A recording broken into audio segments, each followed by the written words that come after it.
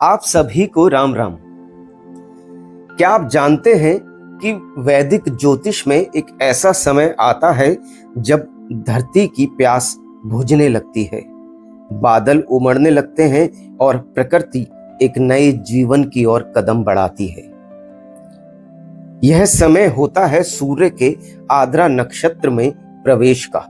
22 जून 2026 से 6 जुलाई 2026 तक सूर्य देव आर्द्रा नक्षत्र में भ्रमण करेंगे। वैदिक परंपराओं में यह अवधि केवल एक खगोलीय घटना नहीं मानी जाती, बल्कि इससे वर्षा ऋतु के आगमन, धरती के पुनर्जन्म और जीवन में सकारात्मक परिवर्तन का संकेत माना गया है। तो आज के इस वीडियो में हम जानेंगे कि आर्द्रा नक्षत्र का आध्यात्मिक और ज्योतिष महत्व क्या है, सूर्य के इस गोचर का क्या गहरा प्रभाव पड़ेगा, भगवान शिव और रुद्र से इसका क्या संबंध है, जीवन में आने वाले परिवर्तन और इस अवधि में किए जाने वाले विशेष उपाय। तो आइए आरंभ करते हैं।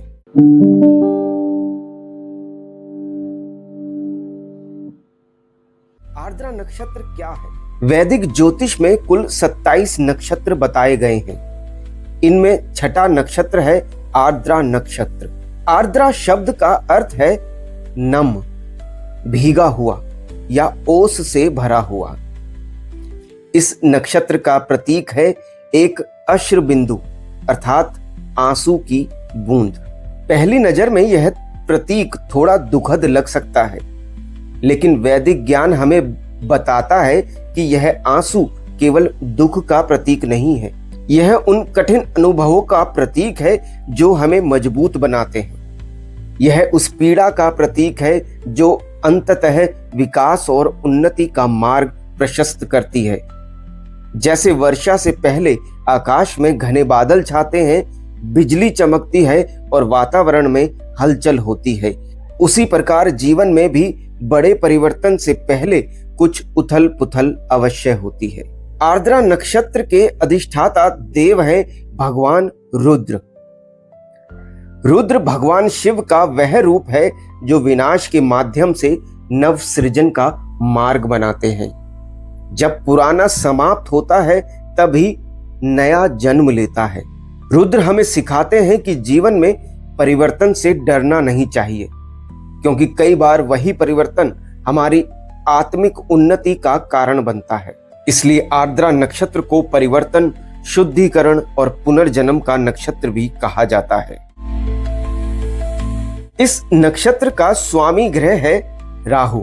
राहु रहस्य, नवाचार, अप्रत्याशित घटनाओं और मानसिक बदलावों का कारक माना जाता है। जब सूर्य, जो आत्मा और चेतना का प्रतिनिधित्व करते हैं, राहु के नक्षत्र में प्रवेश करते हैं, तब व्यक्ति के भीतर गहरे स्तर पर परिवर्तन की प्रक्रिया प्रारंभ हो जाती है।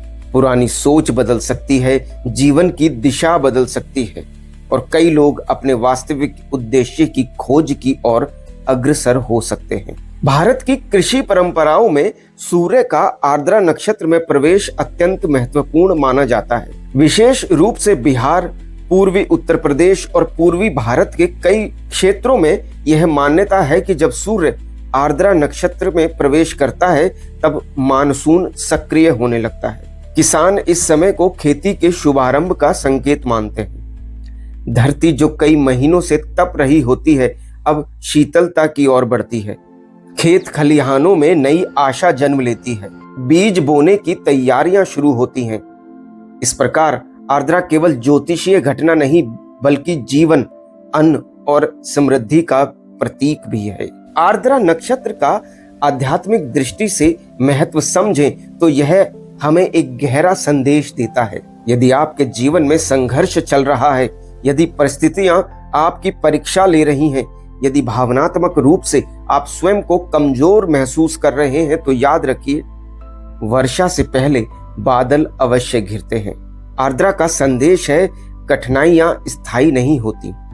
हर आंसू के बाद मुस्कान आती है, हर अंधकार के बाद प्रकाश आता है और हर तूफान के बाद एक नई शुरुआत होती है। यह अवधि हमें भावनात्मक शुद्धिकरण का अवसर देती है। मन में जमा नकारात्मकता को छोड़ने का अवसर देती है। सूर्य का ये गोचर सभी राशियों को किसी न किसी रूप में प्रभावित अवश्य करेगा। कई लोगों को अपने करियर में नई दिशा मिल सकती है। कुछ लोगों को पुराने संबंधों में सुधार का अवसर मिलेगा। कुछ लोगों को जीवन के महत्वपूर्ण निर्णय लेने पड़ सकते हैं। जो लोग लंबे समय से किसी कार्य को टाल रहे हैं, उन्हें अब आगे बढ़ने की प्रेरणा मिलेगी। यह समय आत्म मंथन और आत्म विकास का समय है। पुरानी आदतों को छोड़कर नई शुरुआत करने का समय है। आर्द्रा नक्षत्र का सीधा संबंध भगवान रुद्र अर्थात शिव से है। इसलिए इस अवधि में शिव साधना अत्यंत फलदायी मानी जाती है। प्रतिदिन शिवलिंग पर जल अर्पित करें। यदि संभव हो तो गंगा जल और कच्चा दूध भी अर्पित करें। बेल पत्र चढ़ाएं और श्रद्धा पूर्वक ओम नमः शिवाय मंत्र का जप करें। यदि आपको यह वीडियो उपयोगी लगा हो तो वीडियो को लाइक करें और इसे अपने परिवार और मित्रों के साथ शेयर करें। और ऐसे ही सटीक ज्योतिषीय विश्लेषण के लिए हमारे चैनल को सब्सक्राइब करना ना भूलें। साथ ही बेल आइकन जरूर दबाएं ताकि 2026 के हर महीने की ग्रहचाल और आपकी राशि से जुड़े महत्वपूर्ण अपडेट आप तक सबसे पहले पहुंच सके। अब बात करते हैं कुछ सरल और प्रभावी उपायों की। पहला उपाय, सुबह स्नान के बाद सूर्य देव को तांबे के लोटे से जल अर्पित करें। जल अर्पित करने के पश्चात आदित्य हृदय स्तोत्र या गायत्री मंत्र का जाप करें। दूसरा उपाय, प्रतिदिन कम से कम 108 बार ओम नमः शिवाय मंत्र का जप करें।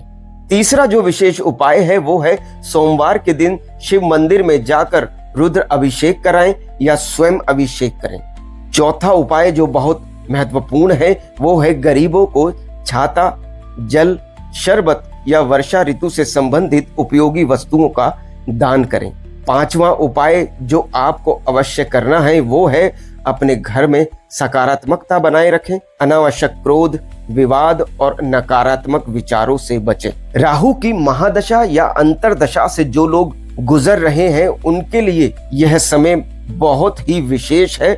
राहु की नकारात्मकता को सकारात्मकता में परिवर्तित करने के लिए 22 जून से 6 जुलाई 2026 तक का यह आर्द्रा काल हमें याद दिलाता है कि प्रकृति और जीवन दोनों परिवर्तन के नियम पर चलते हैं। जैसे वर्षा सूखी धरती को नया जीवन देती है, वैसे ही ईश्वर की कृपा हमारे जीवन में नई ऊर्जा और नई संभावनाएं लेकर आ सकती है। यदि जीवन में कोई कठिनाई चली आ रही है तो निराश ना हो सकता है कि यह आपके जीवन की नई शुरुआत का संकेत हो। भगवान रुद्र की कृपा से आपके जीवन में शांति, समृद्धि और सकारात्मक परिवर्तन आए। हर हर महादेव।